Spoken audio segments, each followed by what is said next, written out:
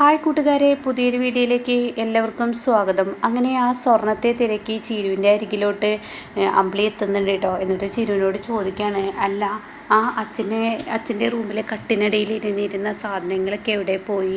അത് കേട്ടോടെ തന്നെ അയ്യോ ഞാനാണത് പുറത്തിറക്കാൻ നോക്കുമ്പോൾ സരോജിനി എൻ്റെയാണ് അത് പുറത്തോട്ട് വെച്ചത്. എന്താ ചേച്ചിയുടെ വല്ല സാധനങ്ങളും ഉണ്ടോ? അതല്ല മോളെ, അതിൽ അച്ഛൻ്റെ എന്തെങ്കിലും സാധനങ്ങളുണ്ടോ എന്ന് നോക്കിയോ? ഞാനത് നോക്കി, അതിലൊന്നും തന്നെ ഇല്ല. എന്തായാലും അച്ഛന് പൊടിയുടെ പ്രശ്നമുണ്ടെന്നുള്ളത് ചേച്ചിക്ക് അറിയില്ല, അതുകൊണ്ട് പുറത്തോട്ട് വെച്ചു എന്ന് പറയണേ. അപ്പോൾ അതിലെ സാധനങ്ങളൊക്കെ ആരോ അങ്ങോട്ടേക്ക് വെച്ചത്, അതൊക്കെ സരോജിനി ആൻറ്റിയാണ് മാറ്റി വെച്ചതെന്ന് പറയുന്നത് കേട്ടോ. ഇതേ സമയം അമ്പിളിക്കാണെങ്കിൽ ടെൻഷൻ ആവുകയാണ്. അപ്പോൾ ആ സാരി എവിടെ പോയി, ആ സ്വർണം എവിടെ പോയി എന്നുള്ള ചിന്താഗതിയാണ്. അങ്ങനെ ഉടൻ തന്നെ ഫോൺ എടുത്ത് സരോജിനിക്ക് വിളിക്കുകയാണ്. പക്ഷേ സരോജിനിയുടെ ഫോൺ കിട്ടുന്നില്ല, ഫോൺ സ്വിച്ച് ഓഫ് ആയിരിക്കുകയാണ്. ഇതേ സമയം കുറേ തവണ വിളിച്ച് നോക്കുന്നുണ്ട് അമ്പിളി. എന്നാൽ ഉറക്കത്തിൽ നിന്ന് പെട്ടെന്ന് രഘു എണീക്കുകയാണ്. ഇവളെ കാണുന്നില്ലല്ലോ, എവിടോട്ട് പോയി എന്നറിയാൻ ഹോളിലെത്തുമ്പോൾ ഇങ്ങനെ ഫോണുമായി നടക്കുന്ന അമ്പിളിയാണ് കാണുന്നത്. അപ്പോൾ തന്നെ അമ്പിളി എന്ന് പറഞ്ഞ് വിളിക്കുമ്പോൾ അമ്പിളി പെട്ടെന്ന് ഫോൺ കട്ടിയുമ്പോൾ രഘു ചോദിക്കാൻ, നീ ആർക്കാണ് ഫോൺ വിളിച്ചത്?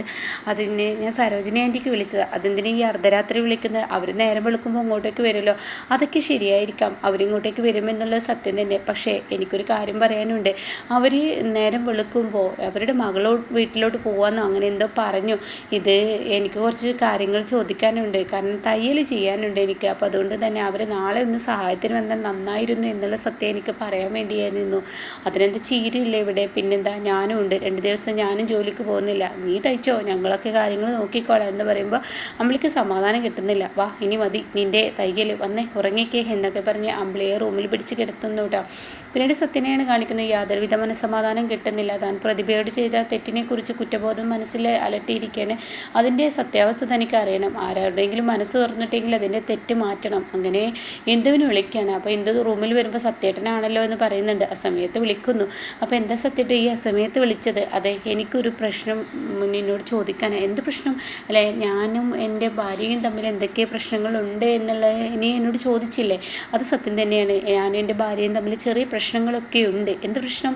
അത് എൻ്റെ അമ്മ അപ്പോഴാണ് കേട്ടോ സാവിത്രി ബാക്കിൽ നിന്ന് മോളെ എന്ന് പറഞ്ഞ് വിളിക്കുന്നത്. അപ്പോൾ എന്ത് പറയണേ, ഞാൻ ഫോണ് പിന്നെ വിളിക്കാം, അമ്മ വിളിക്കുന്നുണ്ട് എന്ന് പറയണിട്ടാ. ആയിക്കോട്ടെ, നാളെ സംസാരിച്ചാൽ പോരെ? ആയിക്കോട്ടെ എന്ന് പറയാം. അപ്പോൾ ഫോൺ ഇങ്ങനെ കട്ട് ചെയ്യുന്ന സമയത്ത് സാവിത്രി അങ്ങോട്ടേക്ക് വന്നിരിക്കണം. ഇനി ആരോടെ ഈ ആ സമയത്ത് സംസാരിക്കുന്നത്? അത് സത്യേട്ടനാ. സത്യൻ എന്തിനാ ഈ ആ സമയത്ത് വിളിക്കുന്നത്? അത് സുശീല ആൻറ്റി പറഞ്ഞതുപോലെയൊന്നല്ല. സത്യനും പ്രതിഭയും തമ്മിൽ എന്തൊക്കെ പ്രശ്നമുണ്ട്, അവർ തമ്മിലുള്ള പ്രശ്നം അവർ തീർത്തോളൂ. സത്യം ഇവിടുത്തെ ജോലിക്കാരനാണ്, ഇവിടുത്തെ ജോലി സംബന്ധമായ കാര്യങ്ങൾ അവന് ചെയ്തോട്ടെ. ഇങ്ങനെയുള്ള കാര്യങ്ങൾ പറഞ്ഞ് നിന്നെ വിളിച്ച് സംസാരിക്കേണ്ട ആവശ്യമൊന്നുമില്ല. അതൊക്കെ ഒരു തെറ്റാണ്, പ്രത്യേകിച്ച് ഈ ആ സമയത്ത് എന്നും പറഞ്ഞ് സാവിത്രി അവിടെ നിന്ന് പോയിട്ട് സച്ചിയുടെ അരികിലോട്ട് ചെല്ലണം കേട്ടോ. ഈ സമയം എന്തുവാണെങ്കിൽ വീണ്ടും സത്യനെ വിളിക്കണോ എന്നുള്ള ആ ഒരു ഇതിൽ നിൽക്കുന്നുണ്ട്. പക്ഷേ തൻ്റെ മനസ്സനുവദിക്കുന്നില്ല. ആ സമയത്ത് വിളിക്കണ്ടെന്ന് തോന്നൽ തന്നെയാണ് കേട്ടോ. അങ്ങനെ സാവിത്രി ചെന്നിട്ട് സച്ചിയോട് പറയാണ്, അതെ നമ്മുടെ മോൾക്ക് ഈ ആ സമയത്ത് സത്യനെ വിളിച്ചിരിക്കുന്നു. അതിനെന്തപ്പോൾ അത്ര വല്ലാതെ പറയാനുള്ളത്?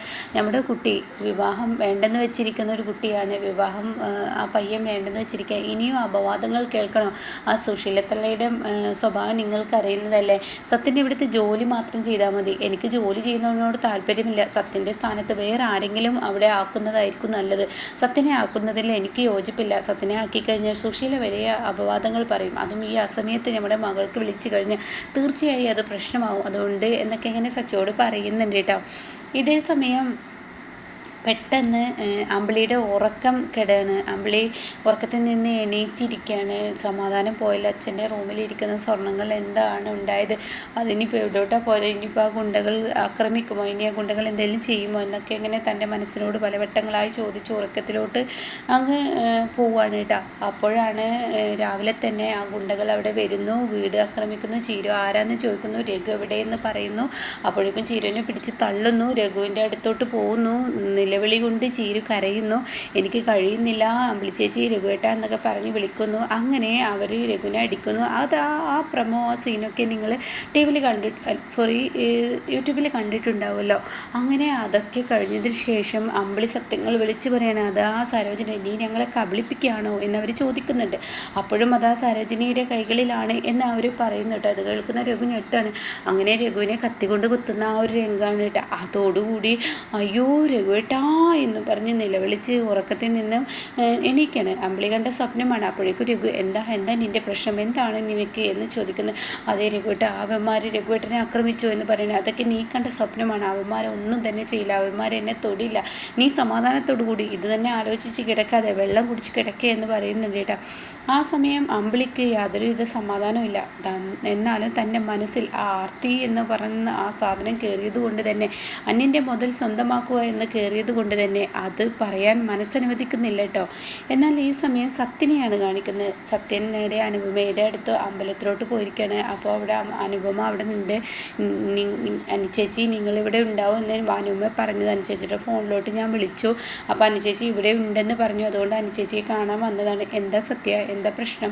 അത് അനുചേച്ചി, എനിക്കൊരു കാര്യം അനുചേച്ചിയോട് പറയാനുണ്ട്. എനിക്ക് അനുചേച്ചിയെ കാണണം എന്നുള്ള ആവശ്യമായിരുന്നു. എന്നെ കാണുന്ന എന്താ നീ പറഞ്ഞതല്ല അനുചേച്ചി, ഇന്ദ്രേട്ടനും കൂടി എൻ്റെ ജീവിതം സേഫാക്കാൻ, എൻ്റെ കുഞ്ഞിനെ രക്ഷിക്കാൻ എന്നോട് പലതും ചെയ്തു. പക്ഷെ ഞാനതൊക്കെ നിരസിച്ചു. നീ ഇപ്പോൾ അമ്മയുടെ മകനില്ല, അമ്മ പറഞ്ഞാൽ കേൾക്കുന്ന മകനല്ലേ എന്നും പറയുന്നത് കേട്ടോ. ആ സമയമാണ് അങ്ങോട്ടേക്ക് സുശീല ഇത് കേൾക്കുന്നത്. ഇവളും ഇവനും കാര്യമായ ആണല്ലോ, എന്നാൽ ഇതിന് തടയിടണം, ഇതങ്ങനെ വിട്ടാൽ ശരിയാവില്ല എന്ന് സുശീല ചിന്തിക്കുന്നത്. അപ്പോൾ ഇവർക്കിടയിൽ എന്തൊക്കെയോ പറയുന്നുണ്ട് കേട്ടോ. പിന്നീട് വിച്ചുമോനെ നിനക്കുള്ള മിഠായിയുമായി അങ്ങോട്ടേക്ക് വരാട്ടോ എന്നൊക്കെ പറഞ്ഞിട്ട് വിച്ചുവിനെ പറഞ്ഞയക്കാണ് കേട്ടോ. പിന്നെ സുശീല തൻ്റെ ഫോണെടുത്ത് വേഗം ഇങ്ങനെ തൻ്റെ അതായത് പ്രതിഭയുടെ അച്ഛനെ വിളിക്കുക, സുധനെ വിളിക്കുകയാണ്. അപ്പോൾ സുധൻ, എന്താ സുശീല നീ വിളിച്ചത്? അത് ഞാൻ വിളിച്ചത് ഒരു അത്യാവശ്യ കാര്യം പറയാനുണ്ട്. എന്ത് കാര്യം സുശീല? അതെ, ഞാനിപ്പോൾ പറയാൻ പോകുന്നത് നിങ്ങളുടെ മകളെ കുറിച്ചാണ്. നിങ്ങളുടെ മകളുടെ വയറ്റിൽ വളരുന്ന കുഞ്ഞ് ചാപ്പിള്ളയാണ്, അതിന് പ്രസവിച്ച കുടുംബത്ത് പല ദോഷങ്ങളും വരും എന്നൊക്കെ ജ്യോത്സ്യം പറഞ്ഞില്ല. അപ്പോൾ അത് കേൾക്കുമ്പോൾ തന്നെ ഇവർക്കും മുറുമുറുപ്പ് വരുന്നുണ്ട് കേട്ടോ. ഈ തള്ള ഇനിയും വീണ്ടും വീണ്ടും അത് തന്നെ ആവർത്തിക്കുന്നു. അത് കേൾക്കുമ്പോൾ മൂന്നാളും ഇങ്ങനെ മുഖം കൊണ്ട് അങ്ങോട്ടും ഇങ്ങോട്ടും ആംഗ്യ ഭാഷ നടത്തുന്നുണ്ട് കേട്ടോ. അപ്പോൾ സുശീല പറയണേ, ഞാനിതൊക്കെ പറയുന്നത് നിങ്ങൾ കുത്തിത്തിരിപ്പ് നടത്തുകയാണ്, പരദോഷം നടത്തുകയാണ് എന്നൊരു തോന്നലൊക്കെ നിങ്ങളിൽ ഉണ്ടാവുമല്ലോ. അപ്പോൾ സുധൻ പറയണേ, നിൻ്റെ പരിപാടി ഇപ്പം അതന്നെയല്ലേ സുശീലേ എന്ന് പറയുന്നുണ്ട് കേട്ടോ. അപ്പോൾ ആ സമയം, അല്ല ഞാനിപ്പോൾ വേറൊരു ജ്യോത്സ്യനെ കാണാൻ പോയി. ആ ജ്യോത്സ്യൻ ഇതിനൊക്കെ ഒരു പ്രതിവിധി ഉണ്ടാവുമല്ലോ. മനുഷ്യൻ ജനിച്ചാൽ തന്നെ എന്തൊക്കെ ജാതകത്തിൽ പ്രശ്നങ്ങൾ വരുമെന്നൊക്കെ പറയുമ്പോൾ അതിന് പോലും പ്രതിവിധി കണ്ടെത്തുന്ന ജ്യോത്സ്യന്മാരുണ്ടല്ലോ. അങ്ങനെ ഒരു പ്രതിവിധി ഇപ്പോൾ നമ്മളോട് ഇന്ന ജ്യോത്സ്യം പറഞ്ഞിരിക്കുന്നു, ഞാൻ അങ്ങനെ ഒരു ജ്യോത്സ്യൻ്റെ അടുത്താണ് വന്നിരിക്കുന്നത്. അത് കേൾക്കുന്ന സുധൻ ചോദിക്കുക, ഇതിപ്പോൾ ഏതാ ജ്യോത്സ്യൻ? അപ്പോൾ പ്രഗത്ഭനായ ആ ജ്യോത്സ്യനെ പറയുന്നുണ്ട് കേട്ടോ. അയാൾ അടിച്ചൊഴിപ്പിക്കുകയും പരിഹാരം ചെയ്യുകയും ഒക്കെ അയാൾ ചെയ്യുന്ന ജ്യോത്സ്യനാണ്. ഞാൻ പറഞ്ഞറിയേണ്ട ആവശ്യമൊന്നുമില്ലല്ലോ സുധ. അതിൻ്റെ ആവശ്യമൊന്നുമില്ല. പക്ഷേ ഇപ്പോൾ ആ പ്രഗത്ഭനായ ജ്യോത്സ്യൻ എന്താ പറഞ്ഞത്? എൻ്റെ മകളുടെ വയറ്റിലുള്ള കുഞ്ഞിപ്പോൾ ചാവിള്ളയല്ല എന്ന് സുശീല നിന്നോട് പറഞ്ഞു. അത് കേൾക്കുന്ന സുശീല ഒന്ന് ഞെട്ടിപ്പോവാണ് കേട്ടോ. ഈശ്വര എന്ന ഭാവത്തിൽ ഇങ്ങനെ ഞെട്ടി നിൽക്കുന്നുണ്ട് കേട്ടോ. അപ്പോൾ ഇങ്ങനെയൊക്കെയുള്ളൊരു എപ്പിസോഡാണ് ഇന്ന് വന്നിരിക്കുന്നത്. അപ്പോൾ അമ്പിളി ആ സ്വർണം ഇനി സരോജിനി എടുത്തോ എന്നുള്ള ആ ഒരു ചിന്താഗതിയോടുകൂടിയാണ് അമ്പിളി നടക്കുന്നത്. പക്ഷേ കാര്യങ്ങൾ വിചാരിക്കുന്നതിലപ്പുറമായിരിക്കും. ആ സ്വർണം മറ്റൊരാളുടെ കൈകളിലായിരിക്കും കിട്ടിയിട്ടുണ്ടാവുക.